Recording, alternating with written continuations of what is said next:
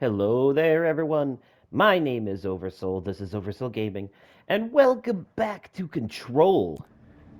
All right. Now, we finally did all the things in the maintenance, and we only have one thing left to do, and that is to override the internal lockdown. All right, let's do this.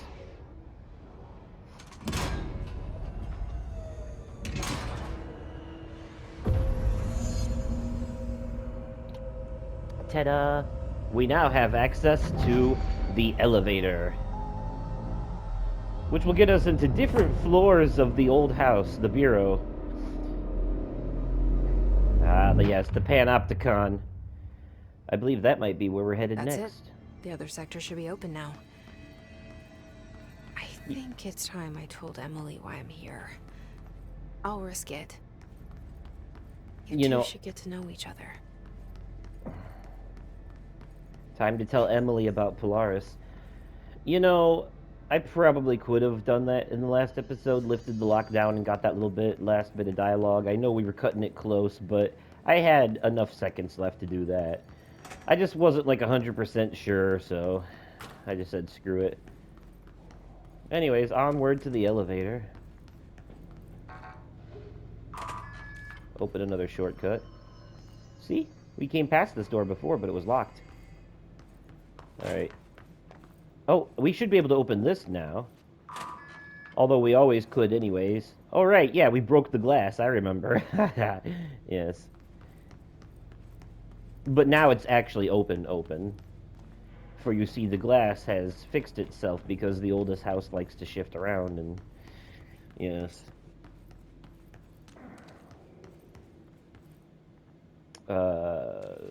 And I hope I'm going the right way. Oh, I am. This is the elevator right here, excuse me. Okay. Back to Central Executive, then. Or the Executive Sector, I'm sorry. Although, frankly, I probably could have just fast-traveled from the control point. I don't know why I didn't. But either way, probably better to have those doors open. Alright, Emily, time for some new pieces of dialogue. Oh, but first, let's stop here and... Oh, never mind, I guess we already did that. Alright, into the boardroom then. I like how they call it the boardroom, but let's be honest, this room has nothing to do with the actual board. Because, the board is that big pyramid. You made it, and you lifted the internal lockdown. I did! Let's talk, Emily. Yes, of course. Listen, Emily. Screw it. Just tell her. Rip off the band-aid. I haven't been completely honest. I have a younger brother, Dylan. When we were kids, we found an old slide projector in Ordinary's landfill. The slides created doorways to other places. Bad things happened. Came through. That's all she gets. The rest stays locked inside. I mean... But we found help. Through one of the doorways, we met something. A being. A being? What kind of being? It's hard to describe, but she helped us. We managed to turn the projector off. The bad things that came through the doorways were gone. After that, your people came. Tried to grab us. I ran away. They got Dylan. I left him behind. Bureau agents took your brother? Yes. You covered it up. No one believed me. I just want to find Dylan. I've been looking for him ever since. What happened to the slide projector? It sounds like another object of power. Yeah, because that's the important part. I thought you took it. The Bureau. Along with Dylan. I've never heard of it. But around here, assume everything's classified. I looked into the Ordinary AWE case files after you mentioned it. Trench and Darling were both involved. course they were. A large area of the containment sector was reserved for it. The case hasn't been active for a long time. I have no idea if anything's still there. Can you tell me more about this being you found? Let's hope you two get along. She's been with me ever since Ordinary. In my head. She led me to you. I call her Polaris. As in a guiding star. Did Polaris know about the hiss? If she got you in here in spite of the lockdown, she's very powerful. Which may help explain your test results. And your psychic powers abilities. Incredible, Jesse. Now, cross-referencing them with the database, I found 2 matches in Darling's old classified files. Unfortunately, I can't access them beyond the file codes. But one was P6, referring to a prime candidate for a potential future bureau director. This was logged years ago. Dylan. Is that Dylan? The other match is on something called Hedron, which must be connected to these Hedron resonance amplifiers somehow. All I know is that Marshall went to the research sector to secure the HRA production after the Hiss first attacked. So, Marshall seems like our best lead on Dylan. I need to go after her. How can I get to the research sector? Use my keycard. The sector elevator will take you there.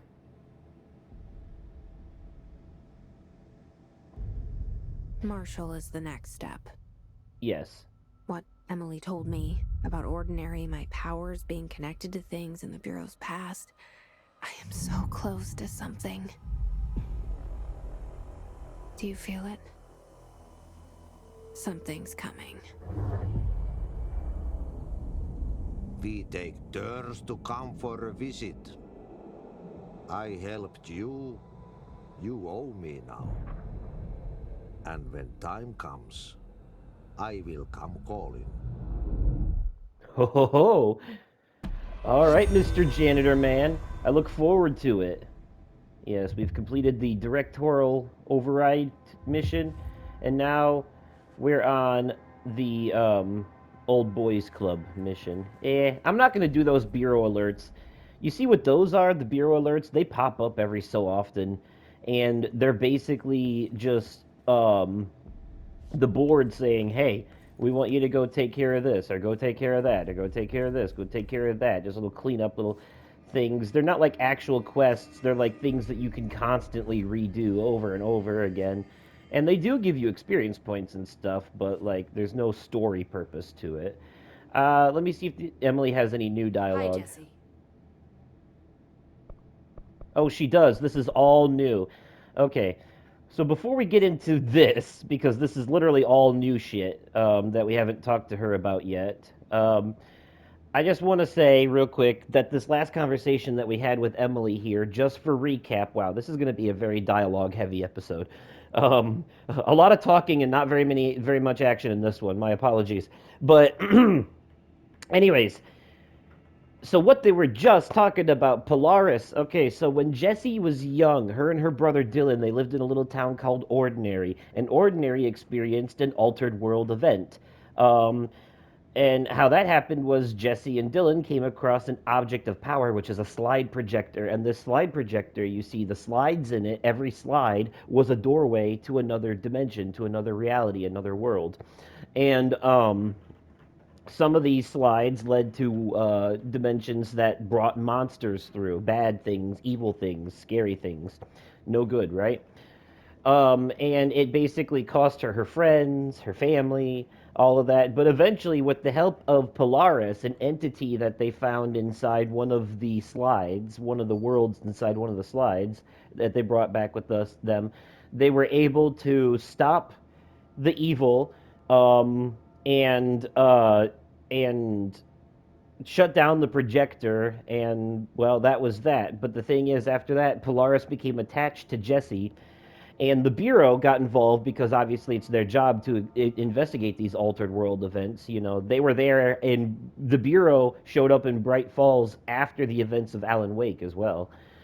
But yes, so Jessie ran away with Polaris attached to her, but the Bureau got her brother Dylan and started experimenting on him and interrogating him and stuff like that, about their survival of that whole ordeal. And you know what's crazy? The story of what happened to Jesse and Dylan as kids to me sounds like it would make a great horror movie or like a sci-fi, like a Steven Spielberg type, you know, coming of age sci-fi horror movie thing, like It or E.T.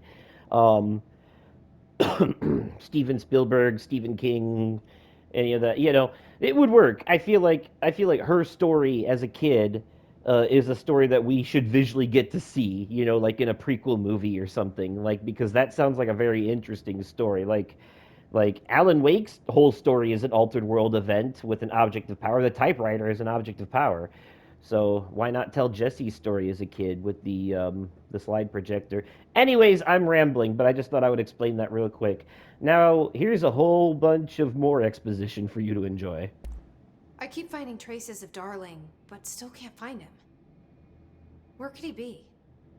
But he's usually in his office in research or one of his labs. Dr. Darling has quite a few all around the Bureau. Could be hiding in any one of them. I check myself, but I don't have access to most of them. Sounds like I touched a nerve. He didn't let you into his labs? Not all of them, no. Some had volatile material. It's ridiculous. I mean, this whole place is volatile material. Could have at least thought of a more convincing lie. I mean, how can I work without access to all the data possible? I should probably mention Dr. Darling again. Of course, is the scientist guy that we keep seeing in those old projector style films explaining things about the Bureau to us. He's the guy with the glasses and the white lab coat, played by the Alan Wake actor. Him and Trench being the previous director who we found dead in his office before we became the new one, right? Those two were both heavily, heavily involved with the whole ordinary altered world event because of the slide projector itself. Both of them were very interested in the projector's ability to open doors to alternate dimensions. That was important to them for reasons, but we'll dig into that much, much later in the story. But just wanted to plant that seed in your mind for later. This place has a bad habit of moving around, huh? So you notice the building shifts. Did you know that 39% of Bureau accidents are caused by the shifts? It's true. I ran the numbers myself. So they're dangerous. Oh, very. Yet one time, a shark got shifted into a meeting room along with over 2,000 gallons of water. It was a tiger shark.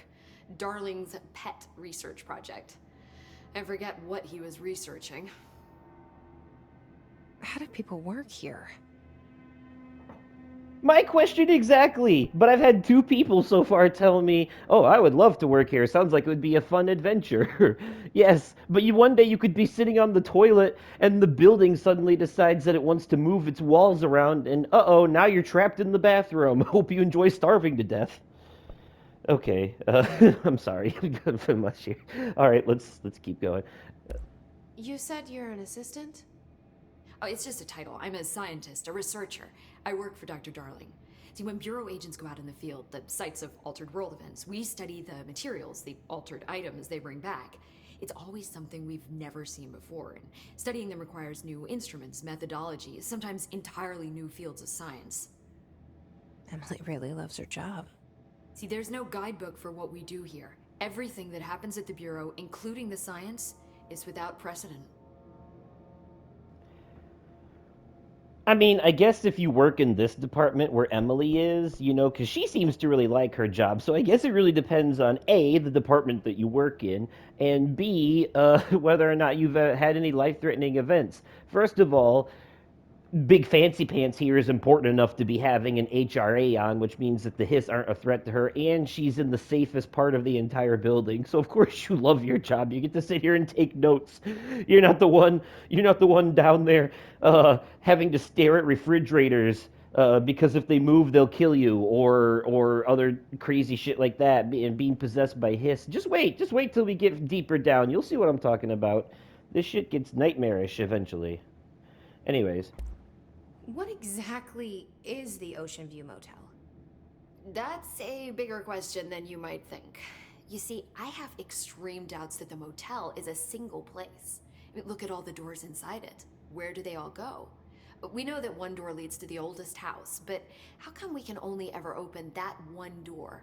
Maybe to open a door, you have to have entered through it.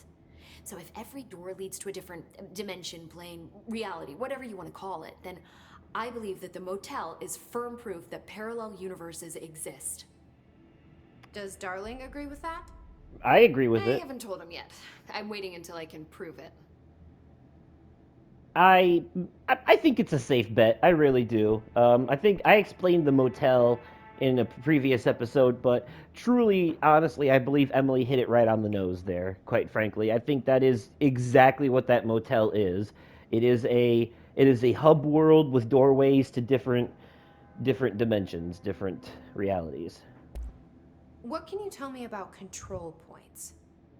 They're nexus points of the oldest house's unique energies. Now, I wrote a 30-page proposal hypothesizing that we could siphon energy directly from them. Darling didn't even get through the first page before he turned it down. Right. And, has anyone ever used them to teleport around? What? No. What, I mean, you mean physically? No, not that I've ever heard of. Why? Because that's how they work for me. What? Really? Oh my god. More tests. Good Let's God. hold off on the tests until later, okay? Yeah, I want to know how you got the first batch of test Okay. results. I don't It's remember just- you. Wow. This blows my control point theories right out of the water. I love it. I don't remember you ever actually drawing my blood. Anyways, that's enough tickety talk See you soon. chickity Be chat careful chat out there. dialogue stuff for now. Yeah, it's good stuff.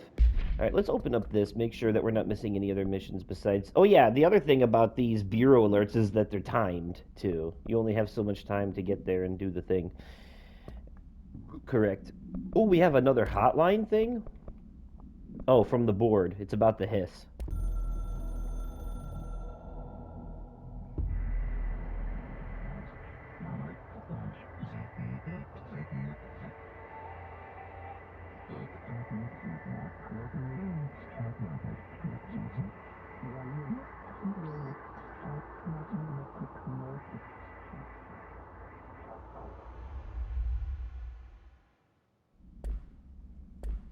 Alright. Well, that was fun. Case files. Yes, let us not forget things that we haven't read. Oh yeah, that's about the merry-go-round horse that we picked up in the last episode. New ability. A fiberglass horse once used as a seat for a merry-go-round ride. The pole still connected to the object. The object is capable of moving short distances at high speeds. This can be quite dangerous when redacted its path. The object is currently bound by redacted. Background. The object was discovered at the site of an abandoned amusement park. Local redacted reported that the rides would move on their own and that they would be chased out by those rides. When the rumors reached the Bureau, see America Overnight episode 235, agents were dispatched to investigate. 3 local redacted were found dead at the scene. The object attacked Agent Redacted by redacted. Agents invoked Formula C.5 to redacted the object long enough to redacted. Okay. Research and records. Oh, it's about the Hiss Trooper. Alright, now we can move on. I should get back to my work. So I love how the fast travel mechanic in this game isn't just a game mechanic, it's literally one of Jessie's abilities. She's like, oh, has anyone ever used the control point to teleport before? Like, legitimately teleport. Oh, there should be, before we move on, there should be a level 2 key card thingamabob up here in one of these areas somewheres. I know that there's one. I've seen it before. I gotta find the damn thing again. Don't know where it is. Once we get a level 4 key card up here, I'll show you one of the weirdest rooms in the whole building. It's this one right here, but we don't have the level 4 key card yet. But once we do, you'll see. You'll see why that room is weird. Damn it. I could have swore there was a level 2 up here. But perhaps I am wrong. Perhaps I am remembering things incorrectly. It appears I am. Whatever.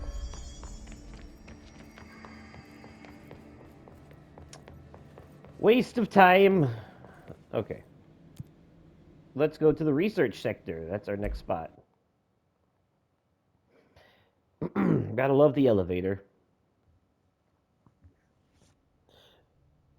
And as once we open more control points as we get through, we'll be able to just teleport everywhere faster, screwing the elevator off completely. But, alright, so, central research. Y'all ready for a fight? Yeah, me too. Okay, nothing back here. Ah, we have a Dr. Darling video to watch. Let's check it out, shall we? Welcome to the research sector of the Federal Bureau of Control. I'm Dr. Casper Darling, head of research. Somebody thought this video would make for great internal communications. I'm looking at you, Mr. Tomasi. So, this is where the magic happens. Anyway, I've been here for 24 years now. I've always been here. And through those years, we've made astonishing discoveries, authored studies of grave importance, and in all this work, there is one thing we know, and that's how little we truly know. Rest assured, we're committed to keep pushing the known laws and borders of reality, and to make the Bureau proud. So, welcome. Assuming you have the necessary clearance, and do follow the safety protocols. Read the manual. Otherwise, bad things will happen.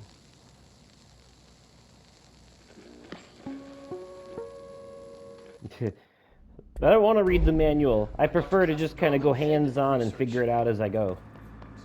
Anyways. Ah, yes. Combat is upon us. And there's flying bastards.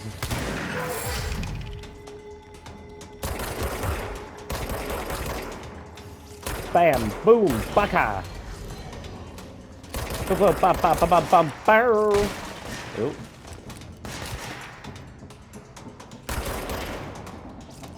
Okay. Oh shit. Oh, that's right, I can throw these back now. I forgot I unlocked that. Hold on. Special delivery! Oh! I almost got hit by that rocket. Bam! Right back at you, buddy.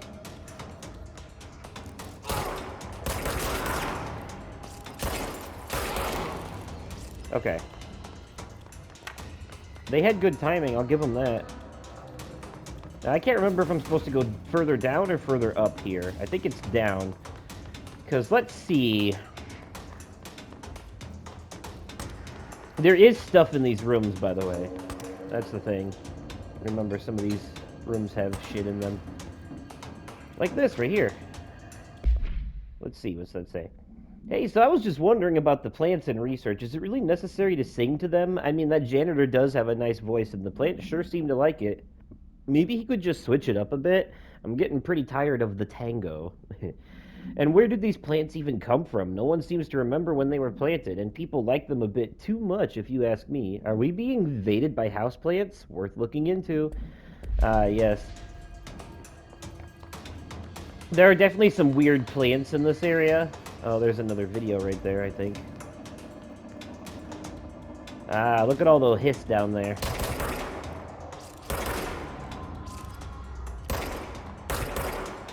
I think they're gonna get me.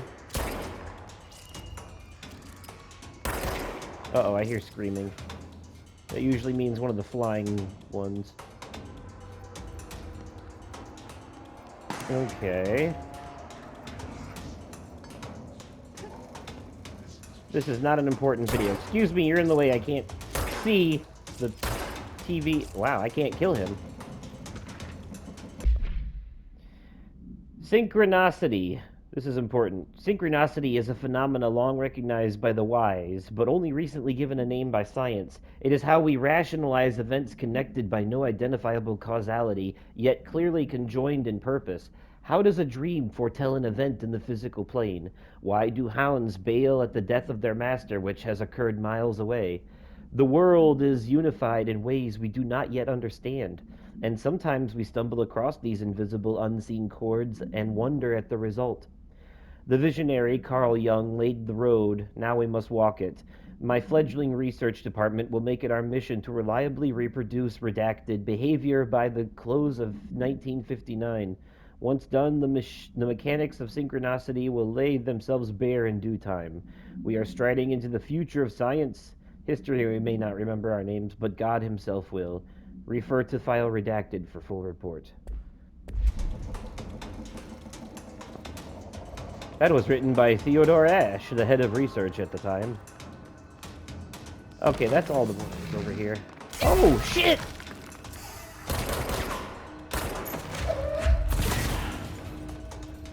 Yeah. He just, like, belly flopped into the concrete. That scared the shit out of me. I've never seen that particular enemy type do that before. You see that little hole in the wall over there? We can get there eventually, but we don't have the right ability now. But see, stuff like that. Oh, Dr. Darling's office. Right.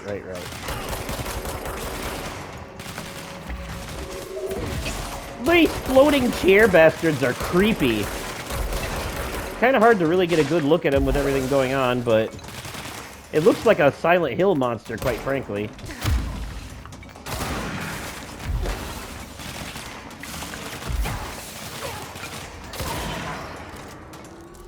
This is as good as a look as we're going to get at it. But look at that. It's a telekinetic monster. It's floating in a chair in the air, and it's got a bag over its head.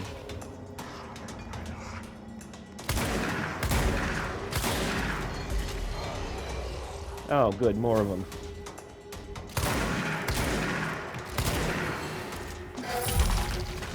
Ah, dimensional research. Another area that we can't get to yet.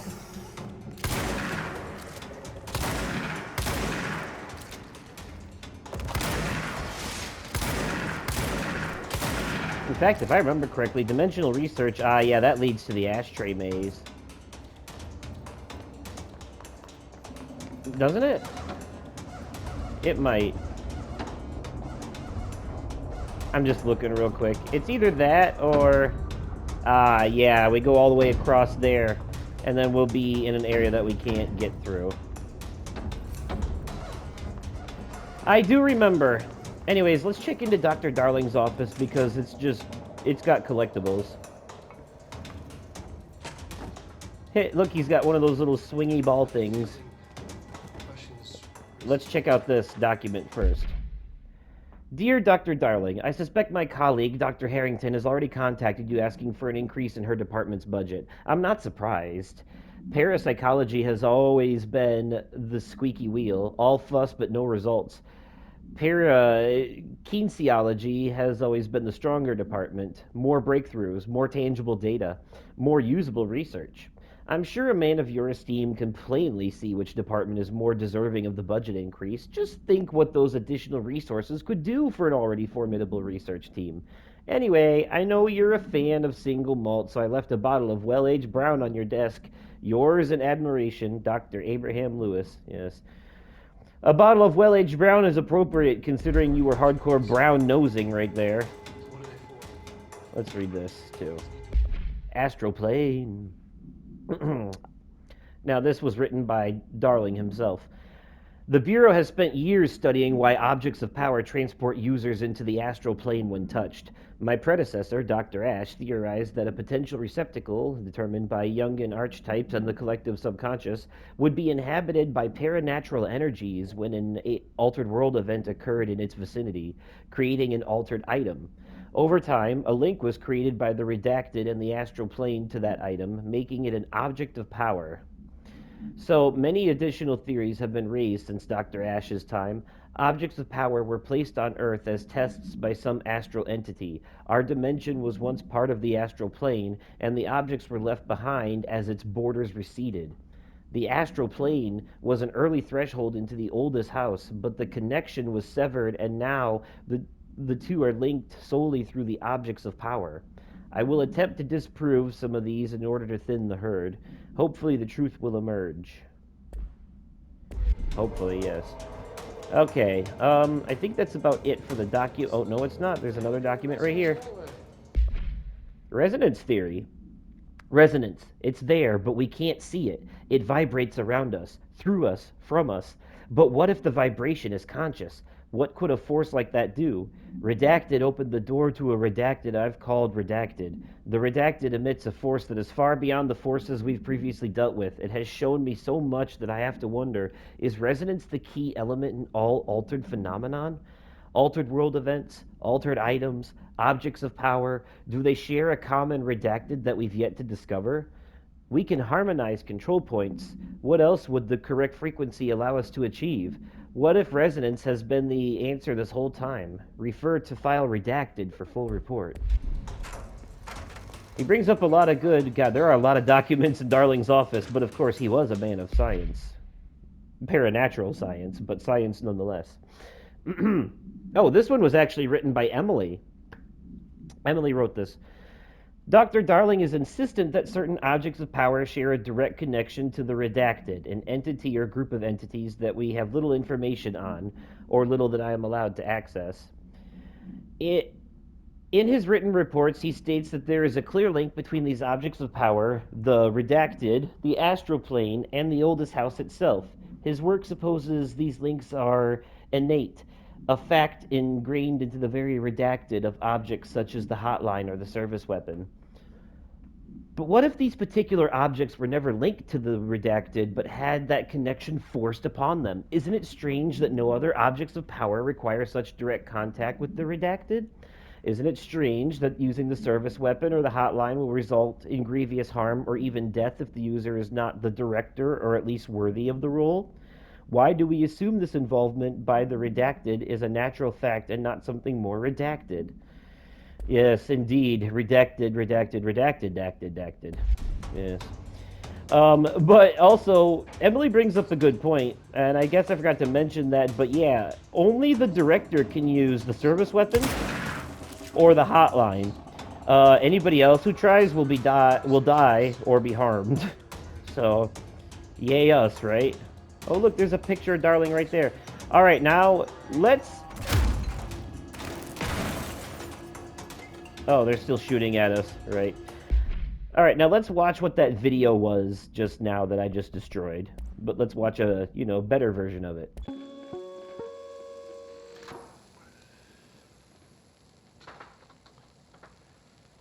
I've been fielding questions recently regarding HRAs. What are they for? Do you always need to wear them? And what's the deal with the Hedron resonance anyway? Fuck.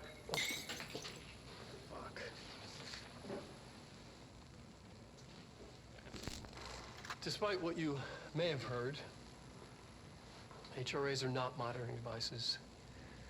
We're not tracking your movements or listening to your conversations while you're wearing them. We do that regardless whether or not you're wearing an HRA.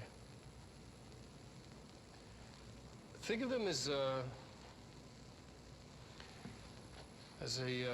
life preserver. Only instead of water, the thing HRAs protect you from is classified. One day that classified, not water, might pour in, and you'll be glad you got an HRA keeping you afloat. And if you don't have an HRA, don't worry. It'll be quick and painless. Kidding. I'm kidding.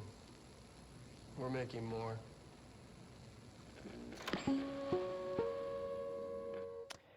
Yeah, thank you for that riveting bit of information. Now, if you'll excuse me, I have some classified... Ah, fuck! I have some classified not water to kill. Alright, that's 2 goddamn rockets to the face simultaneously. I'm not gonna sit here and take that kind of disrespect. I am the director, damn it. I didn't ask for this shit, but it is the case now. And I have a duty to uphold.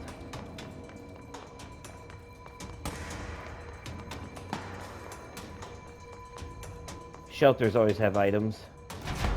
Almost always, anyways. This one houses materials and a document. Emergency call summary.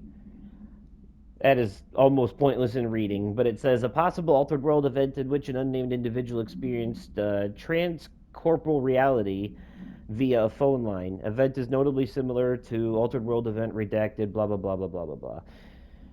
It's believed to have been caused by redacted, and as a result, the following measures have been taken to prevent a bunch of redacted shit. Okay.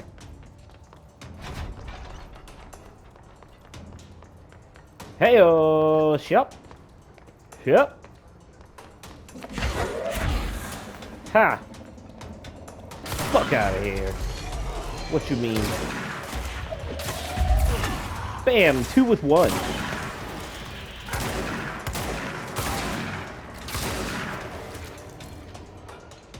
Yeah, I've about had it with these classified not waters. Ah, that's right. We have to shoot the red stuff.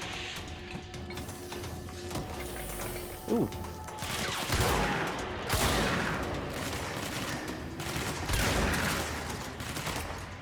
Ooh, shooting at me now! And from whence do you come?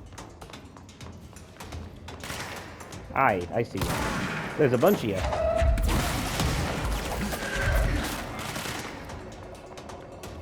Bam! Ooh. Bam! Boom! Bop! Skadangle!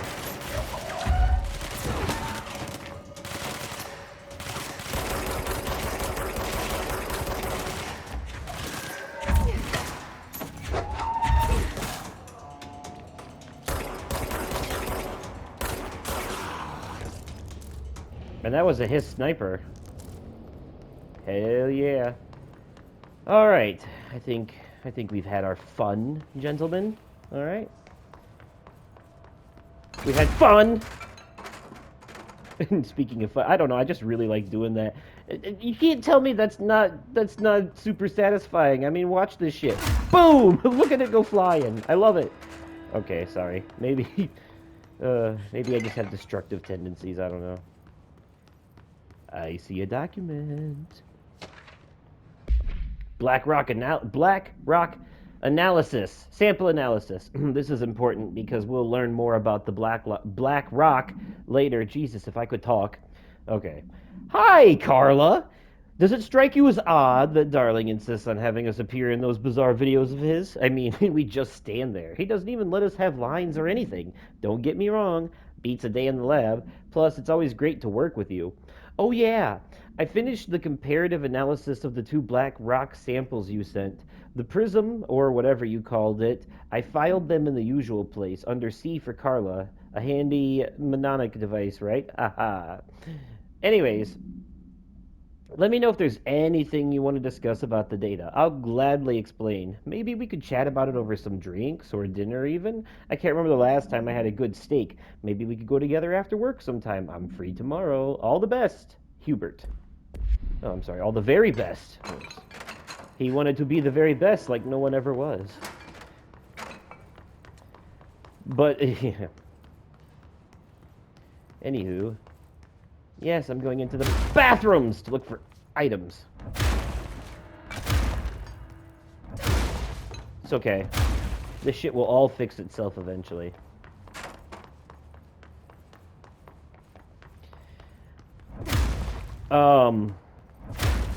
I forgot what I was gonna say before I walked in there and read that.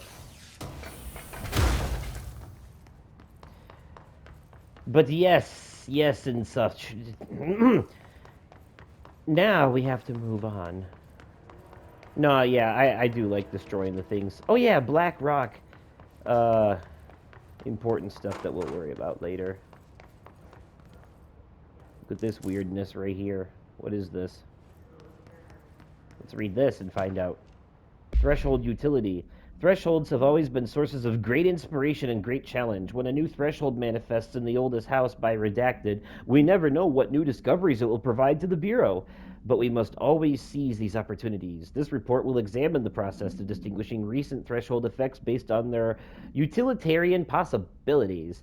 The quarry brought black rock, one of our most invaluable discoveries, but if the mold has any scientific value, it has been difficult to find due to the lengths we must go to in fighting back the particularly prolific plant. These are very distinct cases and worth comparing as their study offers vastly different dangers and rewards. Yes.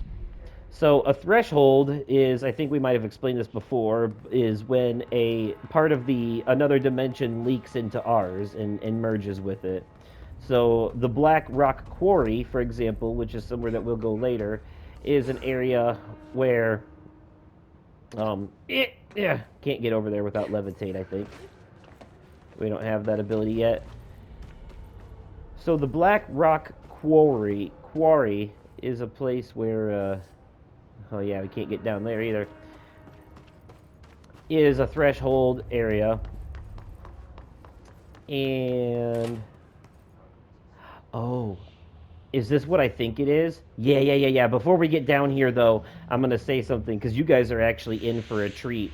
I actually think this is going to be a bit of a shorter one today, but I actually think down here, if this is what I think it is, will actually be where we end the episode. Because of what's in here. Yeah. Okay, we'll come back to that in a second. But the Black Rock Quarry is... Black rock is an otherworldly material. It doesn't exist in our world. It comes from another dimension. But there's a whole area in the Bureau just filled with black rock because there was a threshold there. There's a threshold there where that dimension leaked into and merged with ours. So now black rock is part of our world. At least here in the Bureau it is. I'm hearing some more hissing. Oh, right. I still haven't taken these down.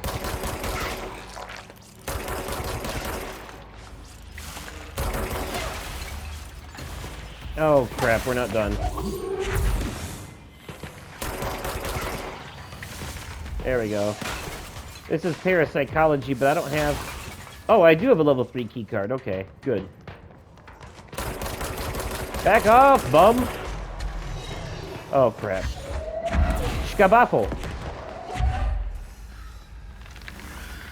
Poinga! Oh, no.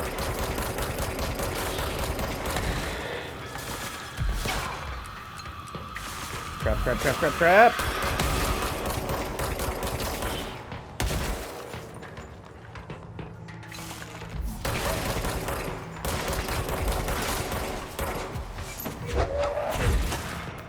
The ones that can fly are pretty good about dodging your... Oh! One of those healing bubbles is around. These things, whenever they appear, it's a new enemy type. I don't know if we've met it before. You see how the enemy... you see how this hiss has a plus next to their health bar? Watch this. Alright, we shot it. Now watch. You see how its health regenerated? That's because of the little bubble floating around. It keeps the enemies, their health constantly replenishing until you destroy it. See, now that it's gone, that little plus symbol is gone, and we can actually damage this thing. Well, you could before. You can still kill them while they're being healed if you're consistent, but... I still hear music. Are we not done? Oh. Oh, now that one's got a shield.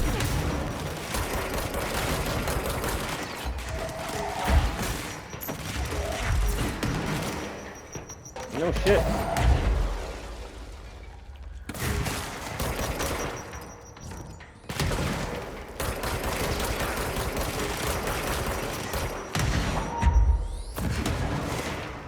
Damn.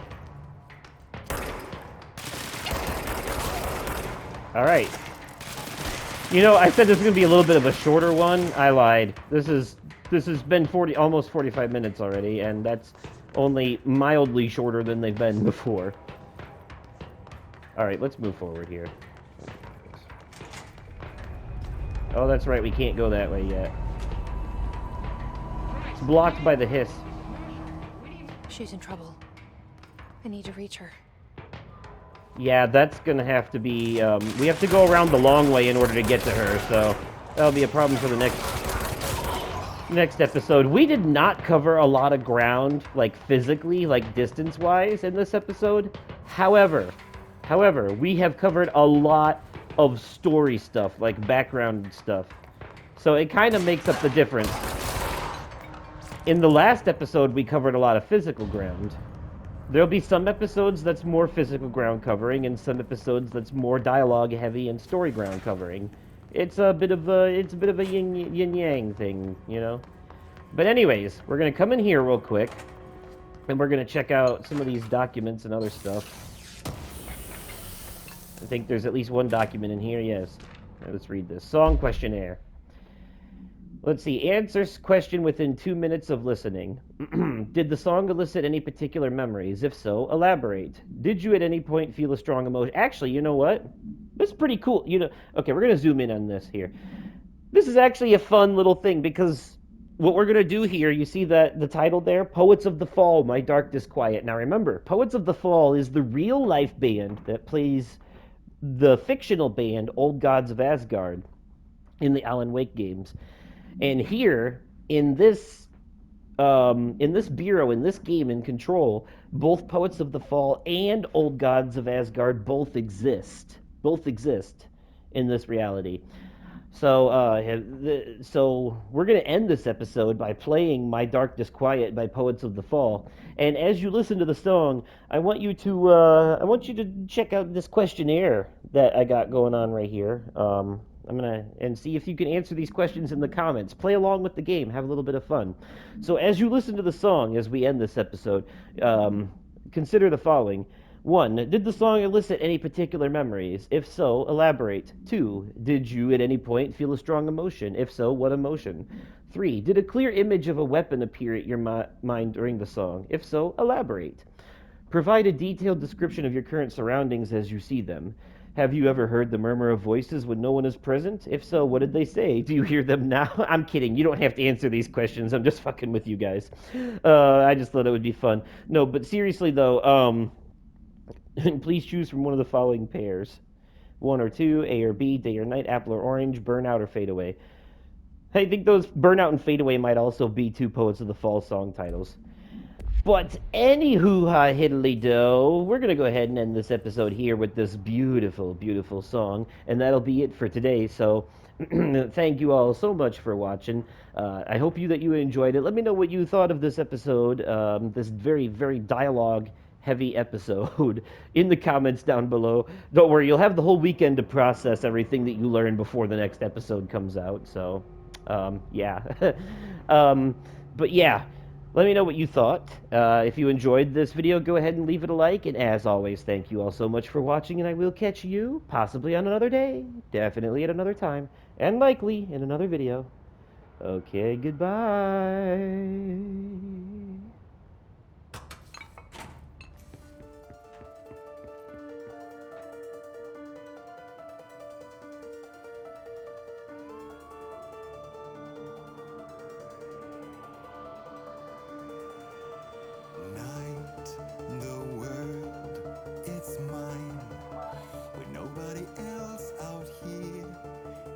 Time, run wild and royally cavalier.